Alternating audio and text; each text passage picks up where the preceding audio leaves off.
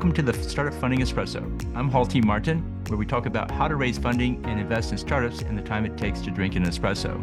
If you have a question about startup funding or investing, please go to the website, startupfundingespresso.com, and type in your question into the chat bot in the lower right corner to receive an answer. I hope you enjoy this episode. Hello, this is Hall T. Martin with the Startup Funding Espresso, your daily shot of startup funding and investing.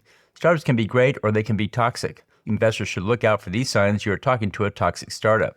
Broken cap table. The cap table has dozens of investors on it, each with their own terms and rights.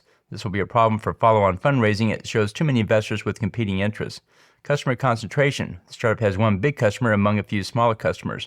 This will be a problem for the founder as that customer will control the pricing, terms, and potentially other aspects of the business. If the customer decides to leave, the company will encounter a major setback. Questionable product market fit. The startup has a handful of customers wanting their service. It's unclear this will lead to the greater portion of the market.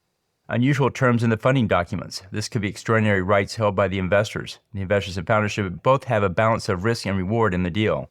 Founder-investor mismatch on growth plan. The founders and investors want to grow the business in fundamentally different ways. It's often the case that one wants to grow organically and the other wants to grow fast. This leads to contentious arguments at every board meeting. Look for these signs of toxicity in any startup you may consider investing in. Thank you for joining us for the Startup Funding Espresso, where we help startups and investors connect for funding. Let's go start listening to today. Hall T. Martin is the director of Investor Connect, which is a 501c3 nonprofit dedicated to the education of investors for early stage funding.